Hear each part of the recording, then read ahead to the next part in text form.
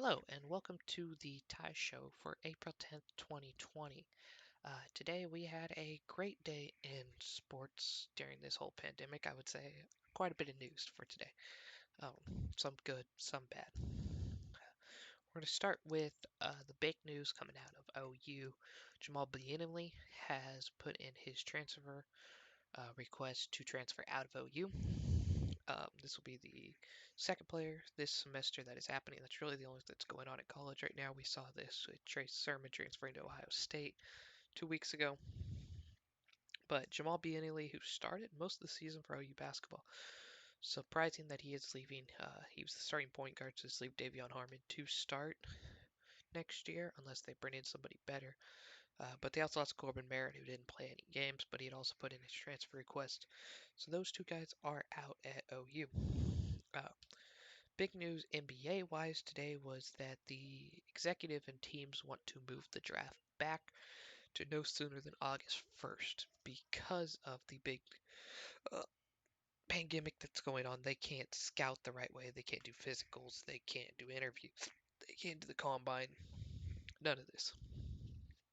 So they want at least a little bit of time to scout, to do the physicals on the players, and they want to move back to August or September, which would move the start of the season back by a couple months too. And a plan that I've seen by most people and I kind of like is do your draft in August or early September, do free agency in late September, do your training camps and everything in November and October, building to the start of the season on December 25th of Christmas Day. We know Christmas Day is kind of like when everyone starts taking basketball serious. So if you started your season then and ran it all the way through June, you're going to run it completely as soon as football season's over, and then as soon as it ends, football season starting back up. So the two major sports can flip flop. And baseball still gets its summer before football officially starts. If it ends in mid June, you still have all of July and most of August for baseball. Um, but bigger news, the XFL, which was the new league, they had suspended operations a couple weeks ago, but they went ahead and laid off everyone and said that they will not return next year. So there was a promise going around with the XFL, and it looked like a promising league. I was really into it.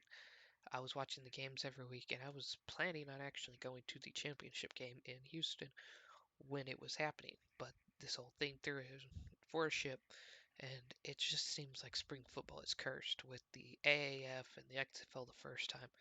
Just nothing seems to work, and they finally looks like they have something, and this takes it out. It's really a sad story for all the people involved. But if anything, those 5 games that they played did get, I think, 12 or 13 people a roster spot, which is amazing for those guys. I'm happy for them. A couple of them signed with my Chargers. So, all in all, great story for the XFL, but a very sad ending for a promising football team. I hope that some of the rules that they had will be incorporated by the NFL, or maybe they change their mind and they'll start back up next year. Kenneth Murray was on Scott Van Pelt last night for SportsCenter talking about his draft stock, saying Scott Van Pelt asked him what his main target wants to be with OU and with the NFL, and he said he's a dog. He'll come in and play for anyone at any point of the time. He'll definitely be a first round pick. I'm still thinking he probably ends up with the Ravens, but I've also seen the Saints and a couple of other teams thrown around there. The Raiders have been very interested. The Packers have been very interested. I will be shocked if Kenneth Murray is not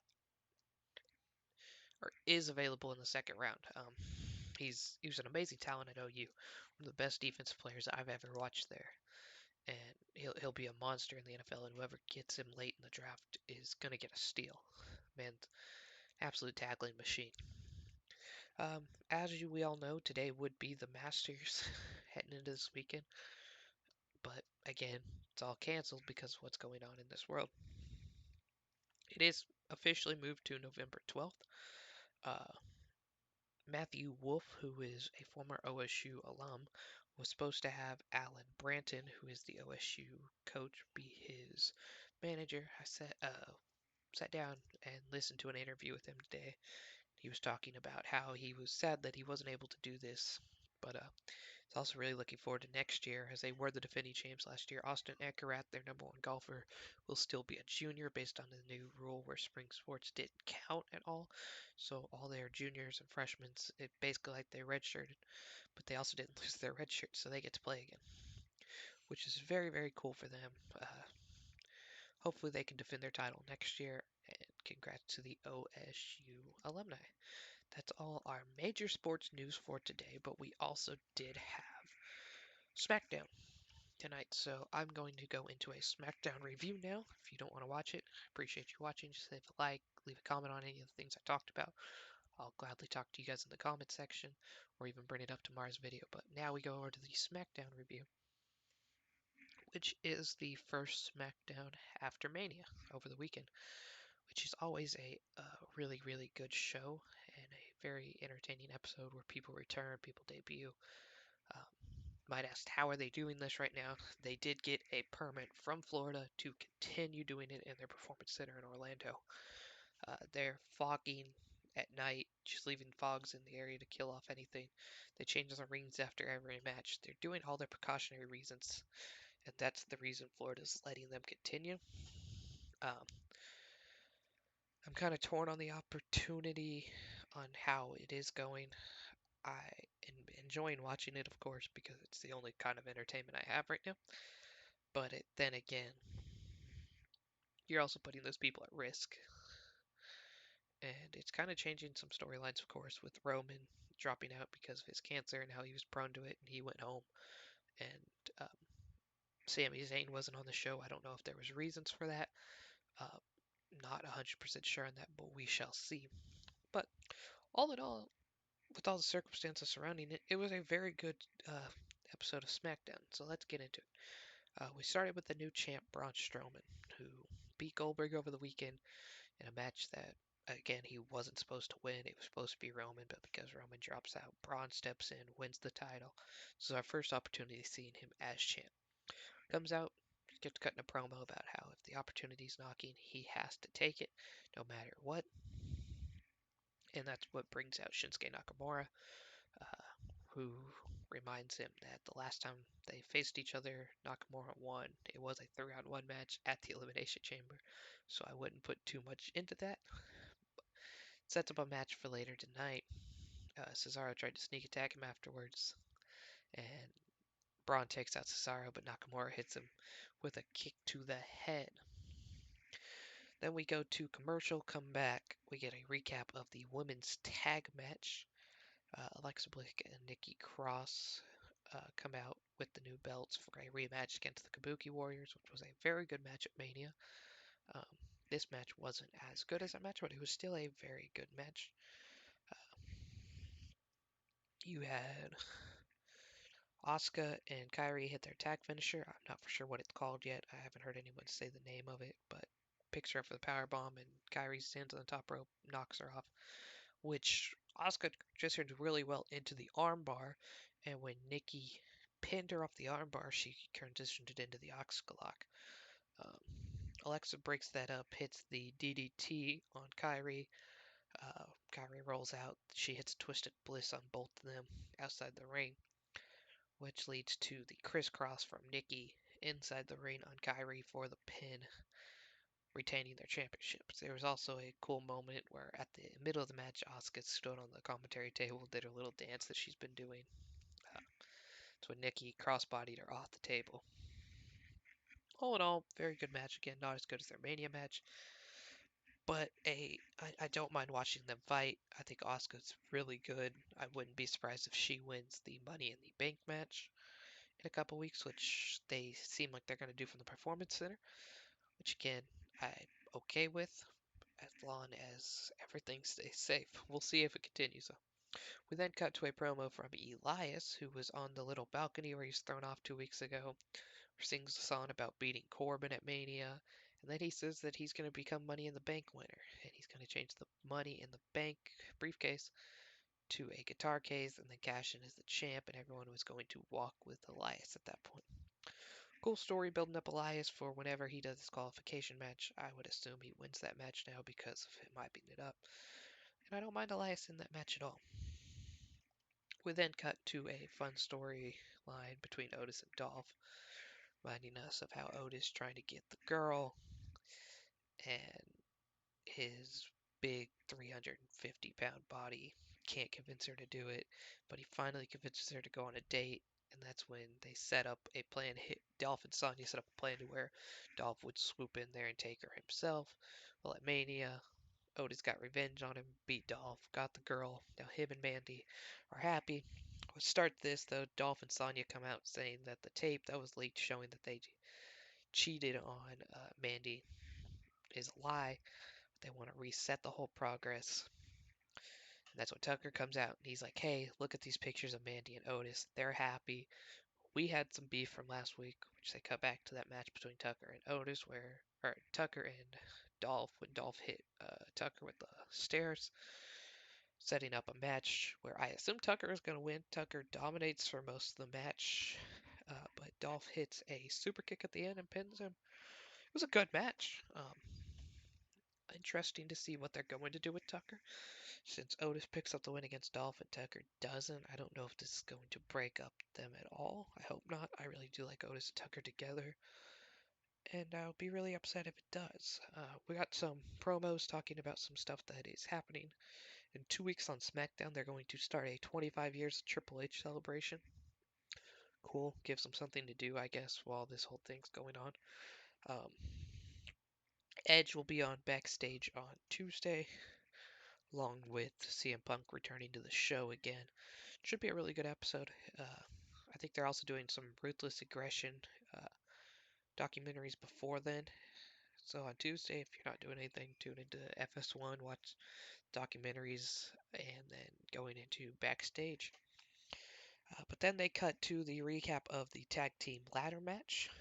Uh, Miz and Morrison came out, did their little dirt sheet promo, which I always enjoy, where they just cut jokes. Morrison says he's the first person to ever retain the titles by himself, and that's a good thing.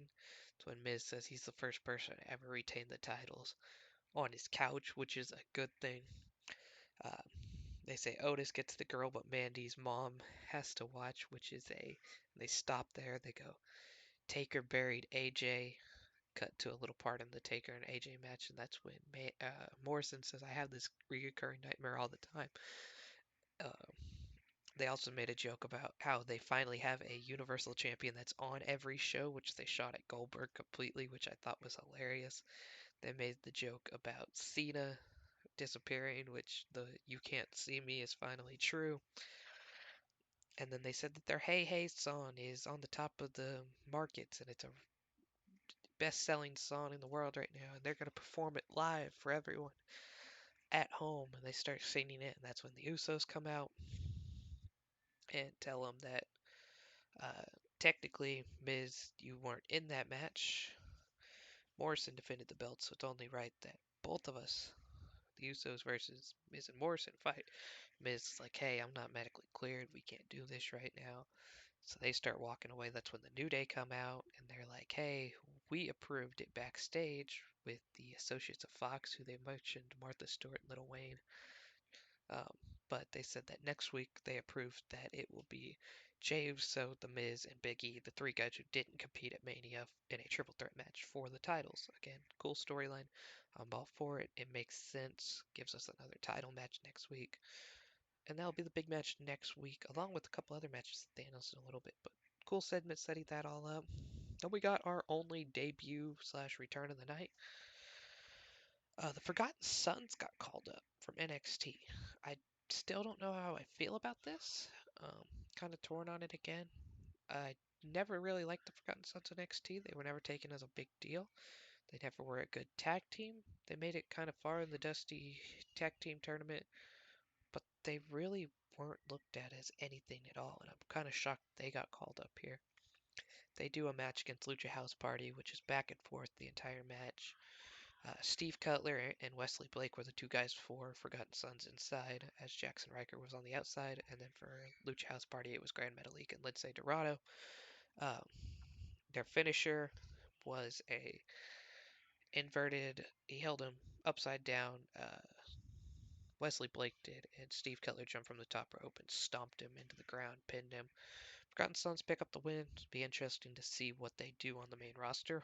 Maybe their main roster push will be better than their NXT push. But we saw like Heavy Machinery didn't really do anything down in NXT, and I was shocked when they got called up. But they've done really good since called up. But they were more of a comedy act, and Forgotten Sons are more of a serious act. I'm interested to see if they called them up because of the revival being cut today, which is another big storyline. I'll go into that real quick. Is that revival did get cut today, and they've been trying to get a contract negotiation for a while with the revival. Just didn't happen. They finally released them today, which is kind of sad because the revival are one of the best tag teams in the world.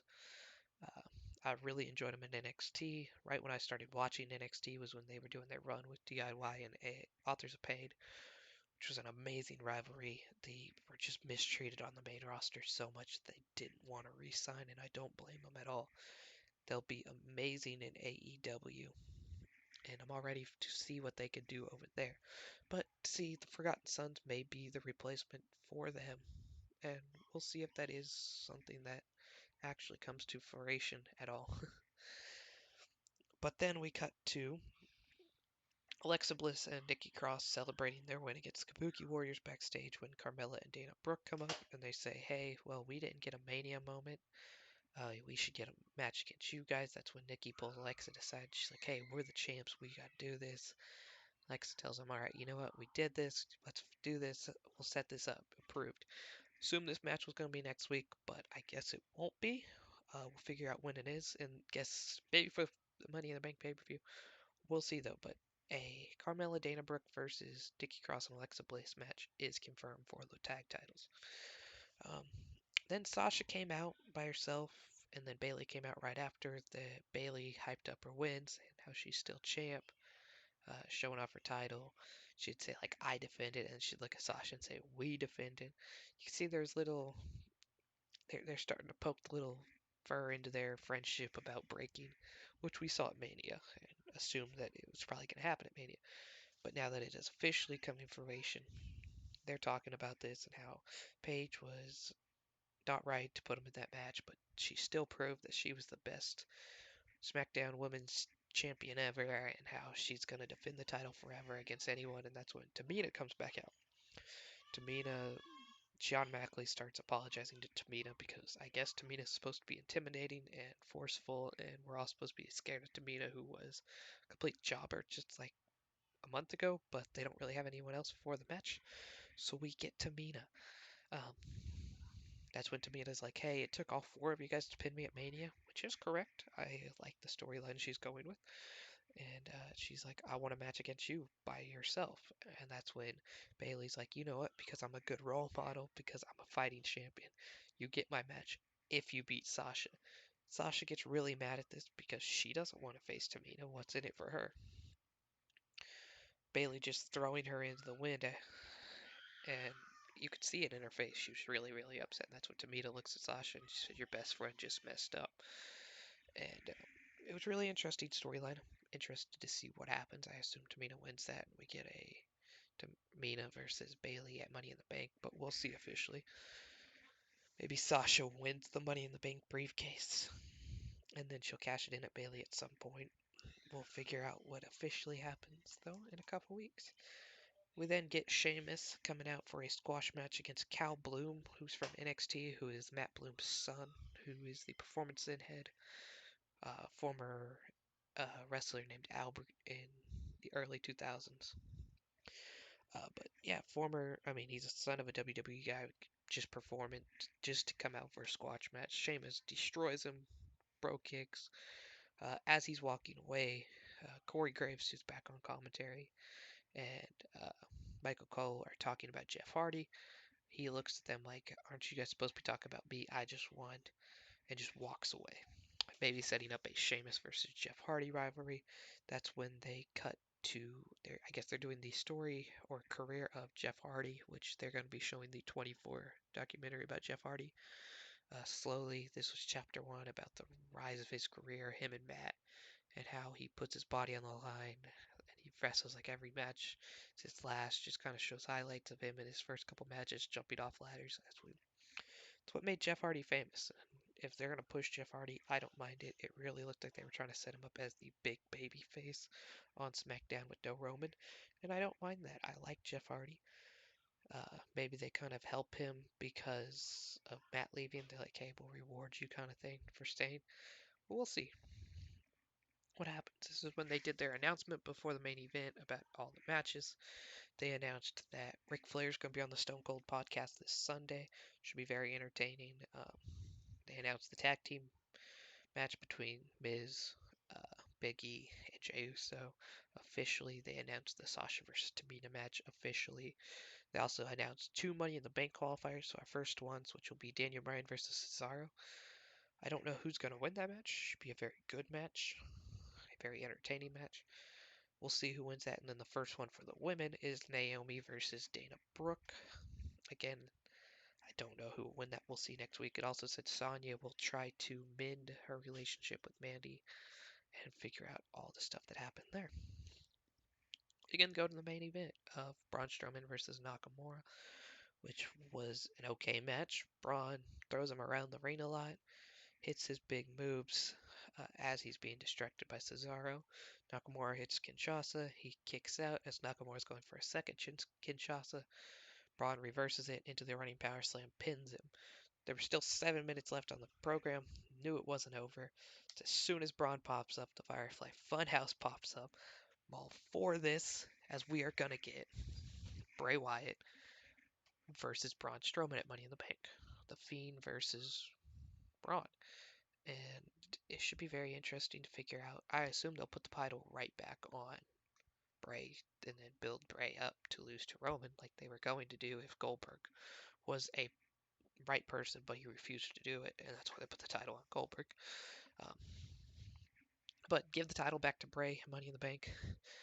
But in his little promo, he talks about how happy he is for Braun and how Braun is his own soul, but he needs to remember that it was Bray who brought him there. I brought you here. You're not. You were a little person lost in the swamp, and I brought you to WWE. That's when you see the severed head of Bray Wyatt, his original form. Start talking to him, and he's like, "No, no, no. I think he's turned." And that's when he asked everyone. He's like, "Hey, should we forgive Braun Strowman for what he did?" Everyone's like, "No, no, no. He's mean. He's big." And that's when Ramblin' Rabbit, of course, says, "Oh, I think Braun's a good guy." Bray turns to the rabbit. He says, "Shut up, rabbit." And he looks at Braun and he goes, "I brought you into this world, and it is my duty to take you out of this world." He's like, "But we'll see you later. Bye, bye," doing his whole Mr. Rogers thing. And that's when Braun's like, "Hey, wait. I just want to let you know that whenever you're ready, let me in." He's like, "All right, bye, bye, Bray." Kind of confirming that they will have a match at Money in the Bank, which is cool. I was petitioning this for Bray after Mania when Roman was going to win. I thought that a Braun versus Bray match for the IC title would have been very good because they have so much history there. But instead, we're getting it for the Universal title. I'm all for this. If anything, it's a good feud for Braun. I don't think he wins this, of course, because I don't see him beating the Fiend. But maybe they do let him beat the Fiend. The story's there though, and I think this could be a very good way to set this back up and give the title back to Bray, and then Bray can go off and lose it to Roman whenever Roman comes back. All in all, great storyline. People are behind Bray. No one's really behind Braun yet. We might be in the future though. But they don't really have anyone else to do it. Bray's their biggest guy right now. Throw it on Bray. I don't blame them. All in all, though, great episode of SmackDown. I enjoyed the entire thing. There's not one segment on here that I didn't enjoy. Sat through it. It seemed like it was really fast. Um, there was no recap performances. There was nothing like that. It was a really, really good episode of SmackDown.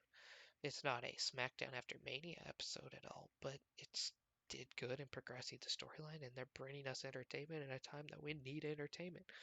I don't mind this at all. So, leave your stuff in the comments about SmackDown if you've watched it. If not, if you want to talk about sports, leave it in the comments. Just leave a like on the video. This is also my first episode, so of quality might not be great, but I'm just testing it out. I'm bored at home right now, nothing to do. Thought I might get on here and talk for 25, 30 minutes about sports every day. If that I can. I will at least get 5, 10 minutes in every day with you, with whoever wants to watch this. I appreciate everyone out there. As for Ty, I will see you all later.